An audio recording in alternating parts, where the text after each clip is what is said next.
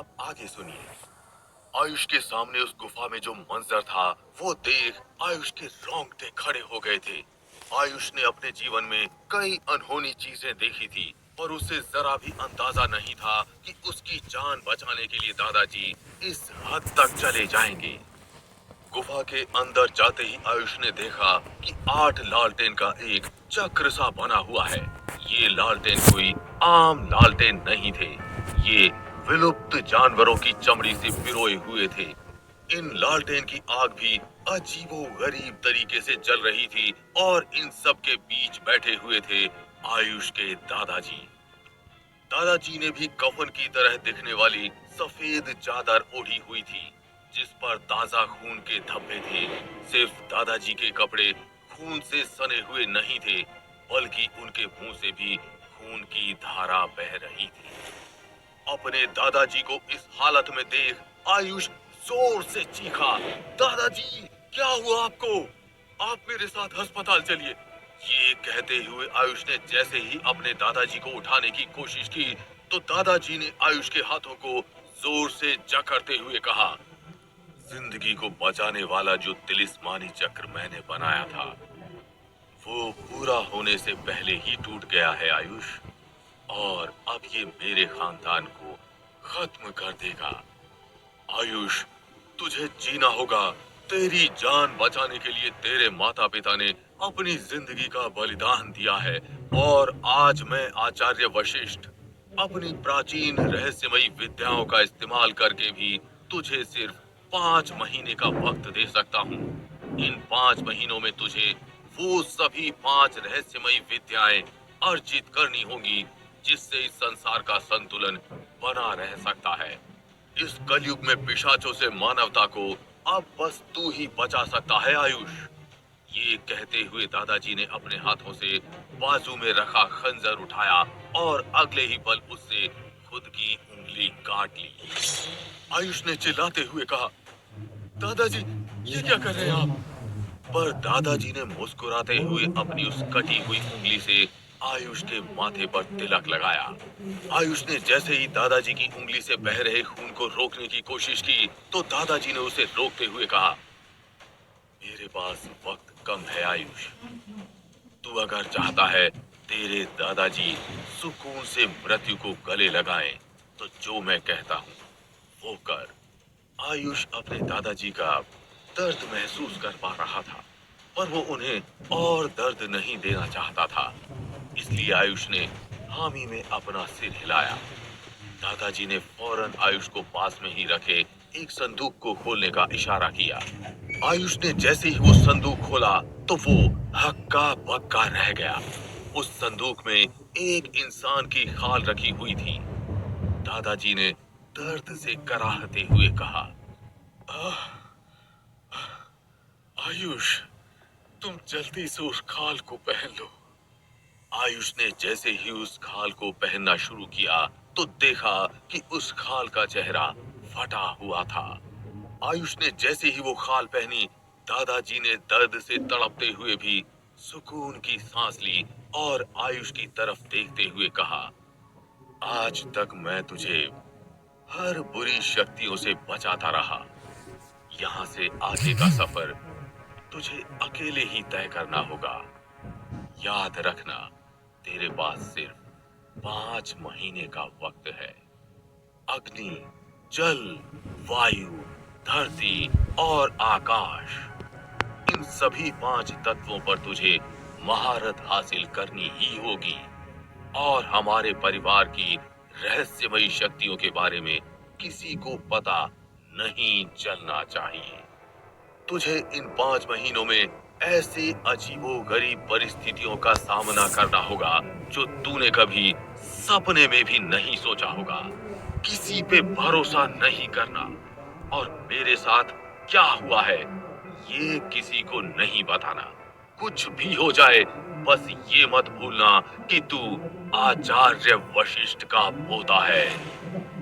आयुष ने रोते हुए कहा, दादाजी, दादाजी, मैं आपको छोड़कर कहीं नहीं जाऊंगा, कहीं नहीं जाऊंगा। पर दादाजी ने आयुष को धक्का देते हुए कहा, तू जा आयुष, जो मेरे साथ होने वाला है वो तू देख नहीं पाएगा। तूने मुझसे वादा किया था ना, जो मैं कहूंगा वो करेगा। तो जा अब, जा। आयुष बेबस था। इस दुनिया में दादाजी के सिवा आयुष का और कोई नहीं था। वो ना चाहते हुए भी अपने दादाजी की अंतिम इच्छा को ठुकरा नहीं पाया।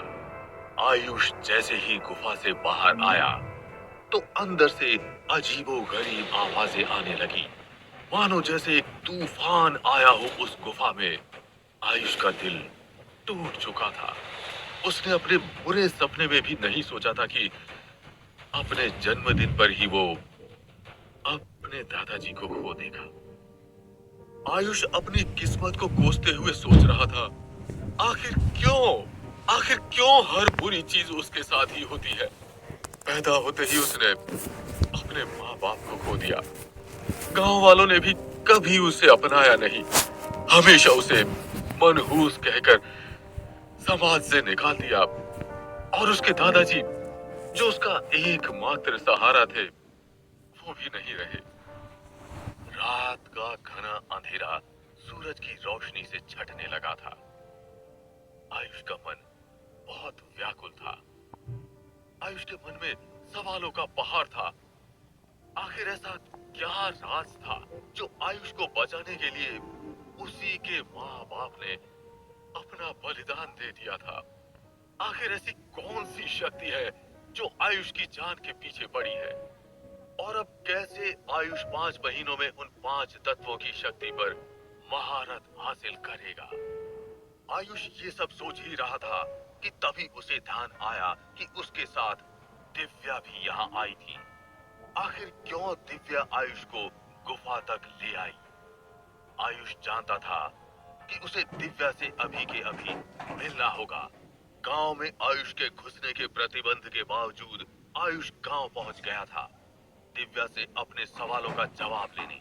पर गांव में पहुंचते ही आयुष ने देखा कि गांव वाले किसी की अर्थी लेकर जा रहे थे। आयुष उत्सुक था जानने के लिए कि ये किसकी अर्थी है। उसने अर्थी में जा रहे लोगों से पूछने की कोशिश की, पर किसी ने आयुष के सवालों का जवाब देना उचित नहीं समझा। हमेशा की तरह गांव वाले आयुष को घृणा की नजर से देख रहे थे। आयुष को अब इन सब की आदत हो चुकी थी।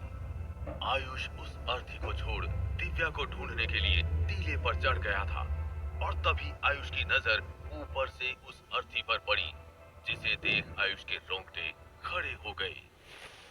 अर्थी पर कोई और नहीं बल्कि दिव्या का ही पार्थिव शरीर लेटा हुआ था। आयुष को अपनी आंखों पर यकीन नहीं हो रहा था। आयुष भागते हुए उस अर्थी के पास पहुंचा। उस भीड़ में दिव्या के पिता भी थे। आयुष ने दिव्या के पिता से पूछा, दिव्या, ये सब कैसे हुआ। नम आंखों से दिव्या के पिता ने आयुष से कहा, 4 दिन पहले वो पहाड़ों पर गई थी, जहां भूस्खलन की वजह से दिव्या का वहीं देहांत हो गया। आयुष को अपने कानों पर यकीन नहीं हो रहा था। अगर दिव्या की मृत्यु 4 दिन पहले ही हो चुकी थी, तो आखिर कल रात को उसे घर में बुलाने कौन आया था। क्या ये किसी की चाल थी आयुष को ताबूत से बाहर निकालने की। एक बात तो तय थी, आयुष ये दिन कभी भूलने नहीं वाला था। इसी दिन उसने अपने दादाजी को खोया और उस लड़की को भी, जिसे वो मन ही मन बहुत चाहता था। इतना सब सोच आयुष का सर दर्द से फटने लगा। वो भागता हुआ घर पहुंचा। आंसू रुक नहीं रहे थे और देखते ही देखते आयुष नींद के आगोश में चला गया। वहीं दूसरी ओर दिव्या की अर्थी लेकर गांव वाले शमशान पहुंच चुके थे।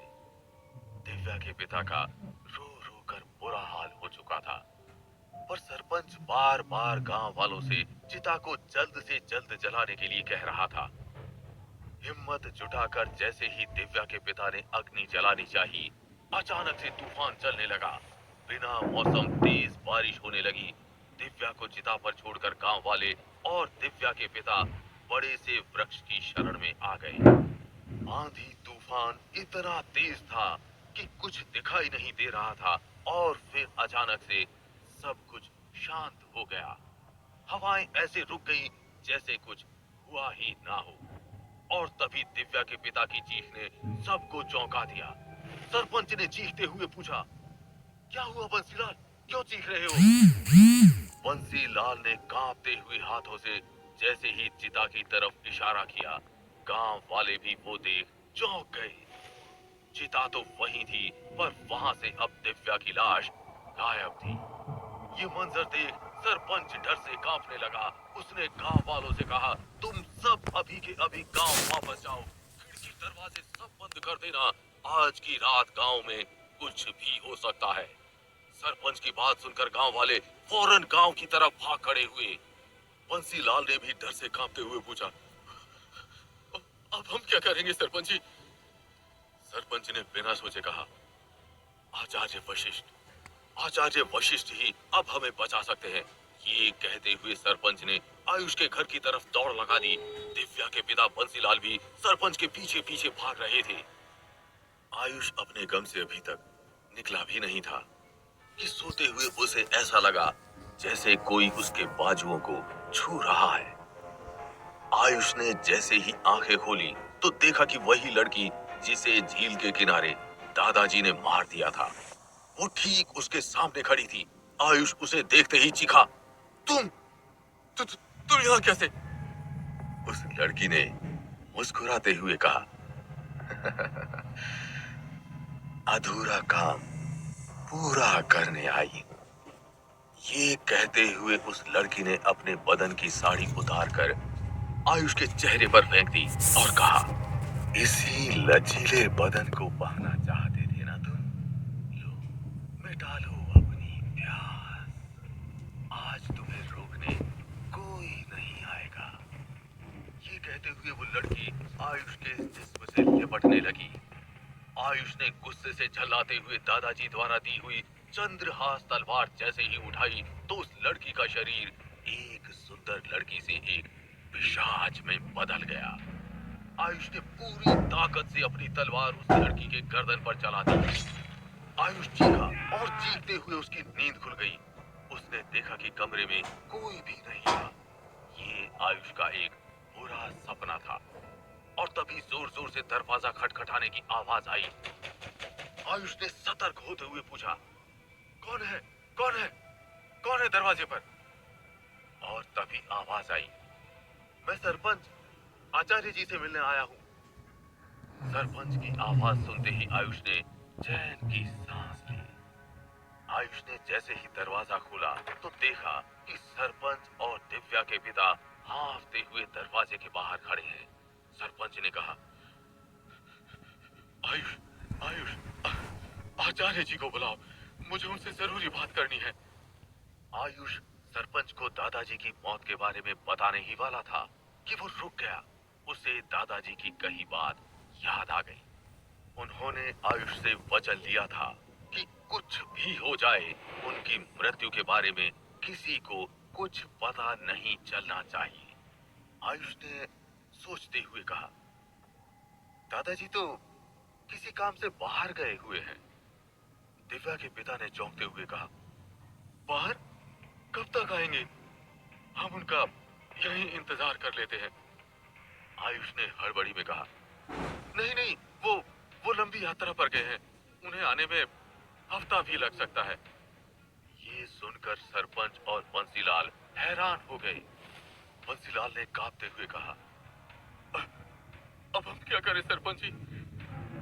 जितनी तेजी से सरपंच की धड़कनें चल रही थी उतनी ही तेजी से उसका दिमाग भी। सरपंच ने फौरन आयुष से कहा, तो तुम ही हमारे साथ गांव चलो आयुष। आचार्य जी के साथ इतने साल से रह रहे हो, तुम्हें भी उनकी विद्याओं का ज्ञान तो होगा। आयुष ने सरपंच की ये बात सुनकर हैरानी से पूछा, ऐसा भी क्या हो गया सरपंच जी जो आप मुझे खुद गांव आने का न्योता दे रहे हैं? भूल गए आप ही गांव वालों ने अभागा, मनहूस, पनौती कहकर मुझे गांव से निकाला था, क्योंकि आप लोग यही मानते हो कि पैदा होते ही मैं अपनी माँ को खा गया।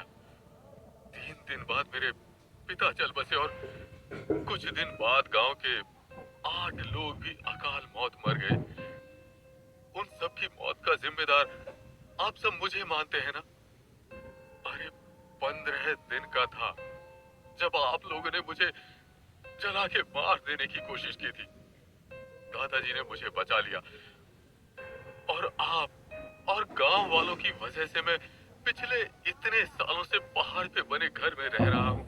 दादाजी मुझे यहाँ ले आए ताकि आप लोगों पे मेरी छाया भी ना पड़े और आप लोग मुझे जिंदा रहने दें। दिव्या के पिता ने आयुष की बात काटते हुए कहा, आयुष, वो दिव्या दिव्या की लाश गायब हो गई चिता से। ये सुनते ही आयुष के पांव तले जमीन खिसक गई। आयुष को समझते हुए देर नहीं लगी कि अगर दिव्या का शरीर गायब हुआ है तो वो आज रात एक पिशाच के रूप में गांव जरूर आएगी। इस गांव में सदियों से ऐसा ही होता आया है। जिस किसी का भी शरीर गायब होता है वो फिर पिशाच बनकर गांव में तांडव मचा देता है। आज तक दादाजी गांव वालों की रक्षा करते आए हैं और अब उनकी मृत्यु के बाद ये जिम्मेदारी आयुष की थी। एक पल के लिए तो आयुष के मन में आया कि वो गांव वालों को मरने के लिए छोड़ दे, पर फिर उसे दादाजी की बात याद आई। दादाजी हमेशा कहा करते थे, जो लोग भले होते हैं मुसीबत के वक्त किसी का साथ नहीं छोड़ते। आयुष बिना कुछ कहे घर में गया और कुछ पलों बाद दादाजी की ही तिलिस्मानी चंद्रहास तलवार लेकर बाहर आया। आयुष ने कभी सपने में भी नहीं सोचा था कि जिस लड़की से वो प्रेम करता था उसी की जान लेने के लिए अब वो गांव की तरफ निकल चुका था। क्या होगा जब आयुष का सामना अपने बचपन के प्यार और आज के पिशाच रूप धारण किए हुए दिव्या से होगा? क्या आयुष अपने कर्म को सही से निभा पाएगा या फिर प्यार के आगे कमजोर पड़ जाएगा? क्या होगा गांव वालों के साथ? आगे की कहानी जानने के लिए सुनते रहिए पिशाच हंटर, सिर्फ पॉकेट एफएम पर।